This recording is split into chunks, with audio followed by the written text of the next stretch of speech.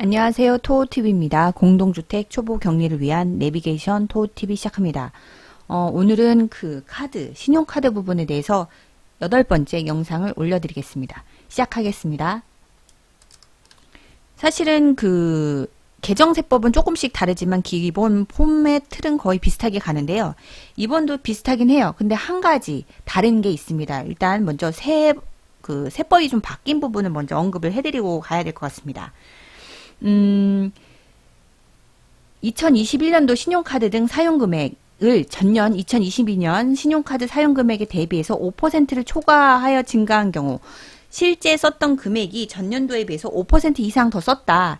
그러면 그 증가한 금액 10%를 소득 공제하는데 100만원까지 한도로 해서 적용해준다는 얘기입니다. 이게 이번에 바뀌었어요. 코로나 때문에 소비 진즉 차원의 옛날에 마일리지처럼 포인트 준다고 했잖아요. 소득공제처럼 여기 한 번 더 추가로 더 해주는 겁니다.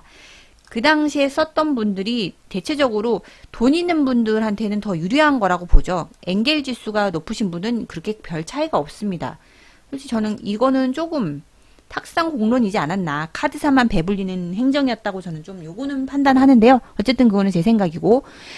그러면 여기 있는 거를 좀 나눠서 보겠습니다. 그 전에 신용카드는 신용카드 사용금액을 부양가족별로 각각 입력해 주셔야 돼요. 여기를 보면 신용카드는 본인이 부양하고 있는 근로자, 예를 들어서 자녀가 대학생인데 그 대학생한테 내 명의로 된 카드를 사용하고 있다. 그러면 그 카드는 제가 신용카드 공제를 받을 수 있는 거죠. 그 자녀는 20살이 넘었는데도 불구하고 걔한테 내 명의 카드를 주고 있다. 그러면 그 내용은 내가 공제를 받을 수 있는 겁니다. 그래서 우리가 부양가족을 넣었을 때도 기본 공제 대상 여부는 체크하지만 들어가지 않아도 입력해야 되는 이유가 여기에 있습니다. 자, 일단 신용카드 먼저 보시면 관계 코드라고 되어 있는데 이거는 처음에 세팅했던 건 끌려와지는 거고요. 국세청 자료를 보면 누가 얼마를 어떻게 썼는지 다 있어요. 그거를 껌껌이 다 넣어주시면 돼요. 신용카드, 직불카드, 현금영수증 이렇게. 근데 신용카드 안에는 교통카드 기능이 있는 게 있죠. 그래서 그죠? 교통금액하고 예를 들어서 비속자녀 홍홍홍 거 한번 볼게요. 대중교통이 250이 있어요. 250만 원 썼고 신용카드는 없습니다. 근데 이 사람이 신용카드에 대중교통을 이용했었으면 신용카드 250 안에 대중교통 250 이렇게 표기가 됐을 거예요. 그러면 대중교통이 250을 쓰시고 신용카드는 그걸 뺀 나머지 입력하시는 거예요. 그거 헷갈리시면 안 된다는 거. 그리고 직불 선불카드, 도서공연, 직불카드로 도서공연을 봤어요. 이 사람이. 그러면 190하고 210만 원이죠. 그러면 190하고 210만 원을 더하면 이 사람은 직불카드는 총 400만 원이 썼다는 거 표시가 돼 있을 거고 그 안에 도서공연이 210만 원 썼다고 표기가 돼 있을 거예요. 그러면 400만 원에서 210만 원 뺀 나머지를 여기다가 넣으셔야 되는 거죠. 직불선불카드에 얘하고 직불카드 도서공연 썼던 거 합치면 직불카드로 그 해 썼던 내용의 총계가 되겠죠. 이렇게 보셔야 됩니다.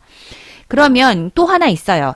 요 규정 2021년도 바뀐 것 때문에 소비 증가분이 있습니다. 이거를 입력을 하셔야 돼요. 얘를 넣어 주셔야 돼요. 이거는 국세청 자료에 나와 있을 겁니다. 전년도는 당연히 국세청 자료에 있을 거고 올해도 같이 조회가 되니 비교해 줄 거니까 그거를 입력해 주시면 돼요. 그리고 요거를 다 각각 하면 도서공연, 전통시장, 대중교통을 따로따로 발라서 나머지는 이쪽에다 넣으셔야 된다라는 거 말씀드리고요. 그리고 이게 왜 따로따로 되느냐면 이 적용되는 비율이 다르기 때문에 나눠지는 겁니다. 소비 증가분 넣어주시고, 그죠? 그 밖에 자료가 있으면 넣으시는데 거의 그 밖에 자료 저희가 받은 게 없죠. 어쨌든 여기다 입력을 하시면 오른 이 화면의 왼쪽에 아래에 있는 신용카드 사용 금액이 이 개개인별로 넣었던 거를 총계 합친 금액이 나오는 거죠. 자, 지금 여기 보시면 합계 보이시죠? 신용카드에 900이 있습니다. 그래서 이 900이 바로 뭐예요? 신용카드 이쪽에 900이 뜨는 거죠. 그리고 직불 선불카드 190 하고 그 다음에 직불 선불카드 190 하고 여기 본인이 썼던 직불카드 선불 600하고 합친 게 790이잖아요. 그게 오른쪽으로 좀 내려오면 여기 사용금액이 여기 790 이렇게 뜨는 거예요. 이거는 우리가 입력은 개개인별로 하지만 실제 합계 금액이 요 금액과 밑에 있는 게 자동으로 얘가 계산이 들어가는 거니까 토탈을 맞춰 보셔야겠죠. 그리고 여기 소비 증가분도 여기 입력하시면 바로 아래에 같이 따라 들어갑니다. 이렇게 아시면 되고요. 여기 금액을 좀 보시면 좀 확대를 해서 볼까요? 잘 안 보실 것 같아서.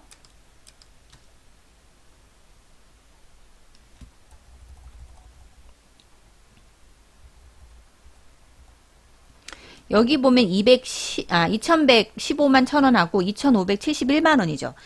비교해봤더니 2100과 2500 할 때 한 450만 원 정도를 더 썼어요. 그러면 전년도 대비니까 나누기 전년도 금액을 나누면 비율이 한 21%를 더 증가로 쓰셨죠.